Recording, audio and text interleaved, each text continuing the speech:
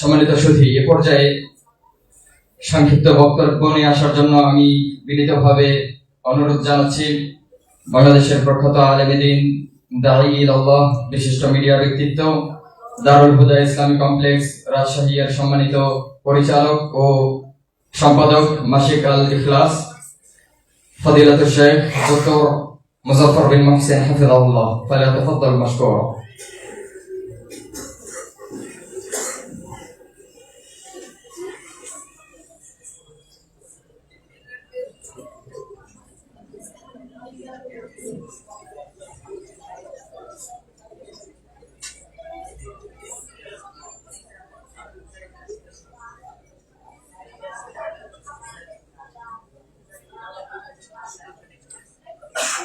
আসসালামু আলাইকুম ওয়া রাহমাতুল্লাহি ওয়া বারাকাতুহু।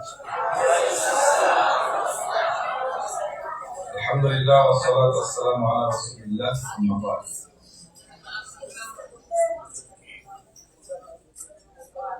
বাংলাদেশের ঐতিহ্যবাহী শিক্ষা প্রতিষ্ঠান আহলুল হাদিসদের প্রাণকেন্দ্র মাদ্রাসা মোহাম্মদিয়া আরাবিয়া এর বাৎসরিক ইসলামিক সাহিত্য প্রতিযোগিতা ও পুরস্কার বিতরণী অনুষ্ঠান ও 42তম ব্যাচের বিদায়ী সংবর্ধনা অনুষ্ঠানের সম্মানিত সভাপতি, সম্মানিত প্রধান অতিথি, উলামায়ে কেরাম,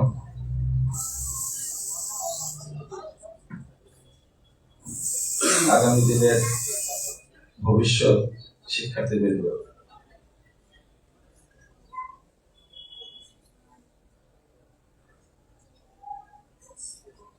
আগে মিষ্টি খেয়ে নিলে দইয়ের স্বাদ পাওয়া যায়।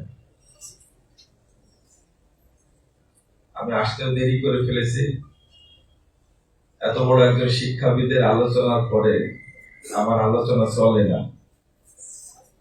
তো যেহেতু আমাদের সবার শ্রদ্ধাভাজন প্রফেসর ডক্টর লোকমান স্যার আলোচনা করে ফেলেছেন, আমি নসিহতমূলক একটা কথা বলবো, সময়ও নেই। মাদ্রাসা মোহাম্মদিয়া আরাবিয়ার ঐতিহ্য হলো এখান থেকে আলহামদুলিল্লাহ অনেক বড় বড় আলেম বের হয়েছেন, আরো ভবিষ্যতে বের হবেন ইনশাআল্লাহ। এই ঐতিহ্যটা যেন কিয়ামত পর্যন্ত আল্লাহ ধরে রাখার তৌফিক দান করেন। আল্লাহ যেন এই প্রতিষ্ঠানের উপরে বারাকা দান করেন, আমিন। আর দোয়া করতে ভুলে যাব, হয়তো আগেই বলিনি, যদি একজন বৃদ্ধ মানুষ শুধু বুখারী মুসলিম পড়িয়েছিলেন, শাইখুল কুল ফিল কুল মিয়া নাজির হোসেন দেহলভী রাহিমাহুল্লাহ 1,20,000 ছাত্র শুধু বুখারী পড়েছেন তার কাছে, যেটা গণনায় পাওয়া যায়। আর সবাই বড় বড় আলেম হয়েছিলেন। এখানে 1,20,000 নাই। আল্লাহর কাছে দোয়া করি, আল্লাহ যেন যারা আজকে এই প্রতিষ্ঠানের ছাত্র তাদের সবাইকে যেন বিজ্ঞ আলেম হিসাবে কবুল করে নেন, আমিন।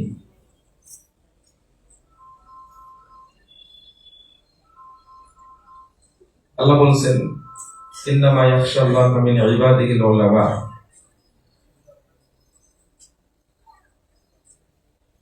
আল্লাহকে ভালোবাসে, ইন্নামা শব্দ যেহেতু আসছে, সেহেতু ছাত্রদের আলেমদের বুঝতে বাকি নেই যে আলেমরাই প্রকৃতার্থে আল্লাহকে ভয় করে।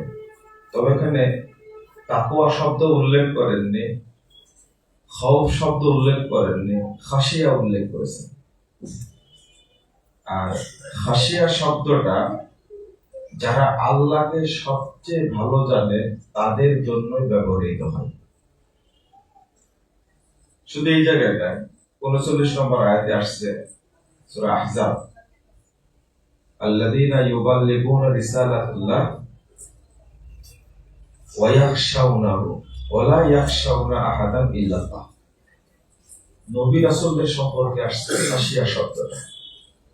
এখানে মাল ফারকু বাইনাল তাকওয়া ওয়াল খাশিয়া যদি বলা হয়, তাহলে খাশিয়া শব্দটা খাস ভাবে যারা আল্লাহকে সবচেয়ে ভালো বুঝেন তাদের জন্য ব্যবহার হয়। ইমাম ইবনে কাসির রাহিমাহুল্লাহ বলছেন যে ইন্নামা ইয়াখশাল্লাহ মিন ইবাদিহিল উলামা, এর অর্থ হলো ইন্নামা ইয়াখশাহু হাক্কা খাশিয়াতিহি আল উলামাউল আরিফুনা বিহি। আল্লাহকে আসলে তিনি অর্থ বলতে যায় ইন্নামা শব্দ যোগ করছেন। যারা আল্লাহকে ভয় করে, আল্লাহর বান্দাদের মধ্যে থেকে তারা আলেমরাই ভয় করে, অন্যরা আল্লাহকে ভয় করে না। আর যাদের মধ্যে আল্লাহ ভীতি নেই, আল্লাহ তাদেরকে ইলম দেন না। আর এর উল্টা কথা হলো, ইলম তারাই অর্জন করে যারা আল্লাহকে সবচেয়ে বেশি ভয় করে। এজন্য আল্লাহ খাস শব্দ উল্লেখ করেছেন আলেমদের ক্ষেত্রে খাশিয়া। আরো অনেক আয়াত আছে, আমি অত দূর যাব না। এক নম্বর নসিহা থাকবে, যারা চলে যাচ্ছে তাদের প্রতি মনে করতে হবে যে আমরা শিখতেই থাকবো, আমাদের শিক্ষা এখানে স্টপ হয়ে গেল না, বন্ধ হয়ে গেল না, কেবল কুল্লিয়া শেষ হয়েছে, এরপরে চাইব দেশের কোন বিশ্ববিদ্যালয় বা তার চেয়ে বড় চাওয়া থাকবে পৃথিবীর যে কোনো ইউনিভার্সিটি থেকে আমি উচ্চ ডিগ্রি লাভ করব। এরপরে অনার্স করা যেতে পারে, মাস্টার্স করা যেতে পারে, এমফিল করা যেতে পারে, পিএইচডি করা যেতে পারে, আরো ডিগ্রি অর্জন করা যেতে পারে, কিন্তু আমরা এখানে থেমে থাকবো না। এটা হলো উদ্দেশ্য, আমার নসিহত। 2 নম্বর হলো যে পড়াশোনা যদি করতেই হয় তাহলে তাকওয়া এবং ইখলাসের সাথে করতে হবে, যাতে অল্প পড়াতে আল্লাহ বরকত দান করে। সমস্যাটা হয়েছে আধুনিক যুগে পড়ার চেয়ে আমাদের মধ্যে অহংকারটা বেশি জন্ম নিচ্ছে, আর লৌকিকতাটা বেশি জন্ম নিচ্ছে, কৃত্রিমতাটা বেশি জন্ম নিচ্ছে। অথচ আলেমদের মধ্যে যারা আলেম হয়েছেন, বরেণ্য হয়েছেন, তাদের মধ্যে কৃত্রিমতা ছিলই না বললে চলে। ইবনে মাসউদ রাদিয়াল্লাহু আনহু বলছেন সাহাবীদের সম্পর্কে, আকাল্লুহা তাকাল্লুফা আমাকুহা ইলমান। আর একটা শব্দ আসছে যে ভুলে গেল। এই 3টা শব্দ এমন ভাবে ইবনে মাসউদ রাদিয়াল্লাহু আনহু বলছেন, তারই একটা কথা বক্তব্য, কাফা বি খাশিয়াতিল্লাহ ইলমান ওয়া কাফা বিল ইকতিরার বিহি জাহলা। আরেকটা কথা আসছে যে রাসুল ইলম খাশিয়াতুল্লাহ। আমি বোঝাতে চাচ্ছি যার মধ্যে খাশিয়া বা আল্লাহ ভীতি থাকবে, আল্লাহ তাকে ইলম দিবেন ইনশাআল্লাহ। যার মধ্যে আল্লাহ ভীতি থাকে তার মধ্যে কৃত্রিমতা তৈরি হয় না, তার মধ্যে লৌকিকতা তৈরি হয় না, তার মধ্যে কিবর বা অহংকার তৈরি হয় না। আর যার মধ্যে অহংকার নাই, আল্লাহ তাকে ইলম দিবেন, এটা রাসূল সাল্লাল্লাহু আলাইহি ওয়াসাল্লাম নিজেই বলে গেছেন। একটা হাদিস আসছে তাবরানী কাবীরের মধ্যে, রাসূল সাল্লাল্লাহু আলাইহি ওয়াসাল্লাম বলেছেন, মা মিন আদামিয়িন ইল্লা ফি রাসিহি হিকমাতুন বিয়াদিহি মালাকিন। রাসূল বলেছেন প্রত্যেক আদমের জন্য, যে আদম সন্তান, তার জন্য একজন ফেরেশতা নিযুক্ত আছে, তার হাতে আল্লাহর ইলম আছে। ফাইদা তাওয়াবা কিলা লিল মালাক ইরফা হিকমাতা। যখন সে নমনীয় হয়, ভদ্র হয়, তাকওয়াশীল হয়, পরহেজগার হয়, তখন আল্লাহ বলেন ফেরেশতাকে, তুমি এর ইলমটা বৃদ্ধি করে দাও। ওয়াইদা তাকাব্বারা কিলা লিল মালাক, যখন সে অহংকারী হয় বা বদমেজাজি হয়, অনেকগুলো অর্থ করেছেন তাকাব্বারা দিয়ে, বা তার মধ্যে কৃত্রিমতা যখন ফুটে ওঠে বা তার মধ্যে লৌকিকতা যখন ফুটে ওঠে, তখন ফেরেশতাকে আল্লাহ নির্দেশ দেন, হিকমাতা, তার জ্ঞান যেভাবে আছে ওইভাবে রেখে দাও, বৃদ্ধি করার দরকার নাই। হাদিসের সনদ সহিহ, ইমাম আলবানী রাহিমাহুল্লাহ বলেছেন হাদিসের সনদ সহিহ। তো আমাদের শিক্ষা অর্জনের পাশাপাশি স্যার বিভিন্ন কায়দা কায়দা ধরলেন, তাতে খুব সুন্দর লাগছিল। আমাদের দেশে, আমি শেষে যে নসিহতটা করব, আমাদের দেশে তাহকিকে টিচাররা, শিক্ষক মন্ডলী, ছাত্ররা আসলে পাণ্ডিত্যপূর্ণ, এটা আমি মনে করি। তাদের অনেক দক্ষতা আছে, কিন্তু মানহাজগত ইলম এই দিক থেকে আমাদের মানে একেবারে শূন্যতা লক্ষ্য করি। এজন্য আমি শেষে নসিহত করব, যেমন আমরা যখন পড়েছি বা যখন পড়ানো শুরু করলাম, তখন উসুলে হাদিসের সাবজেক্ট ছিল না। তো আমি যখন হাদিস পড়ানোর সাথে সাথে উসুল পড়াতাম, তখন একজন বাংলাদেশের পরিচিত আলেম তিনি বলতেন যে এইগুলো পড়ে কি হবে, হাদিস পড়ালেই তো হয়ে যায়, এর সাথে উসুল পড়ানোর কি দরকার। কুদরি যখন পড়াতাম, তখন কুদরির সাথে উসুল ফেক পড়াতাম, এর নিজ ইচ্ছা। আমরা টিচারদের কাছে না পড়লেও উসুলটা ছাত্রদের পড়ানোর চেষ্টা করেছি। এখনো যে ওই যে কি এবারটা ভুলে গেলাম, যে নুরুল আনোয়ারের যে ছোট্ট এবারটা আমি বলতাম যে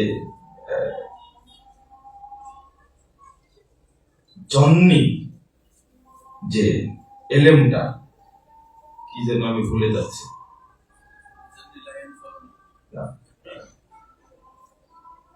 সরি, খাবারুল ওয়াহিদে জন্নিয়ুন ওয়াল কিয়াসু বিইল্লাতিল মানসুদ কাতঈ, এই যে এবারটা মনে ছিল।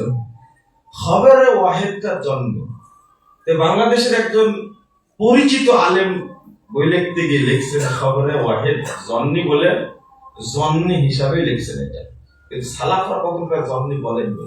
এটাকে ইমাম ইবনুল তাইমিয়া রাহিমাহুল্লাহ, তারপরে ইমাম মুহাম্মদ বিন ইদ্রিস আশ-শাফি রাহিমাহুল্লাহ, উসুলের মূল গুড়া হল ইমাম শাফি রাহিমাহুল্লাহ, তিনি বলছেন এই খবরে ওয়াহিদটা জন্নের ফায়দা দেয় না, বরং কতই ফায়দা দেয়। তো আমি বলতে চাচ্ছি যে উসুলের মধ্যে ঢুকতে হবে, আকীদার মধ্যে ঢুকতে হবে এবং মানহাজগত জ্ঞান অর্জন করতে হবে। তাফসিরে কুরতুবী পড়লেই, ফাতহুল কাদির পড়লেই, তাফসির অনেক জায়গাতে তাফসিরে তাবারি পড়লেই আপনি তারকিবের ভিতরে সহজে ঢুকতে পারবেন। এইটা জানা সহজ আমার কাছে মনে হয়, কিন্তু মানহাজগত ইলমের ব্যাপারে আমরা পিছিয়ে আছি। যারা বের হচ্ছে আজকে এবং যারা আগামীতে পড়াশোনা শিখবেন, তাদের প্রতি নসিহত থাকবে, কড়া ভাবে সুন্দর ভাবে আরবি ইবাদত দেওয়া শিখতে হবে, যেন জের জবরে ভুল না হয়। কে 100% ইবাদত করতে পারবে, পুরস্কার দেওয়া থাকবে, ঘোষিত থাকবে যে আজকে এই ইবাদতটুকের যদি 100% কেউ ইবাদত করতে পারে, তার জন্য এত পুরস্কার থাকবে। নাম্বার 1। নাম্বার 2 হলো আকীদা জ্ঞান অর্জন করতে হবে। নাম্বার 3 হলো উসুলে হাদিস এবং উসুল ফিকহ, শেষে যোগ দিব উসুলুদ্দিন। এই জ্ঞানগুলো যেন আমরা অর্জন করি, আমার নসিহতটা যেন মনে থাকে। আল্লাহর কাছে দোয়া করি আল্লাহ রাব্বুল আলামিন আমাদের জন্য বোঝার তৌফিক দান করেন, আল্লাহ যেন আমাদেরকে ইলম দান করেন। দুনিয়াবি শিক্ষায় শিক্ষিত হলে পরকাল সম্পর্কে না জানলে, রাসূল সাল্লাল্লাহু আলাইহি ওয়াসাল্লাম বলেছেন, ইন্নাল্লাহা ইউবগিযু কুল্লা আলিমিন বিদ-দুনিয়া জাহিলিন বিল আখিরাহ। যারা দ্বীন সম্পর্কে জানে না, দুনিয়াবি জ্ঞান সম্পর্কে অনেক জানে, আল্লাহ তাদের উপরে অভিশাপ নাযিল করেন, নাউযুবিল্লাহ, সবসময় অভিশাপ করেন। আমরা যেন অভিশপ্ত না হই, আমরা সবসময় দ্বীনের সাথে থাকবো ইনশাআল্লাহ। আমাদের সন্তানদেরকে আলেম বানানোর চেষ্টা করবো ইনশাআল্লাহ। আল্লাহ আমাদের সবাইকে কবুল করুন, আমিন। আমাকে দাওয়াত দেওয়ার জন্য এবং এত বড় অনুষ্ঠানে, ঐতিহ্যবাহী কেন্দ্রীয় প্রতিষ্ঠান আহলুল হাদিসদের সেই প্রতিষ্ঠানে আমি এসে নিজেকে গর্ববোধ করলেও অনেক অতিথি আছে যে লজ্জাবোধ করছি। ভুল ত্রুটি হলে ক্ষমা করবেন। আসসালামু আলাইকুম ওয়া রাহমাতুল্লাহি ওয়া বারাকাতুহু।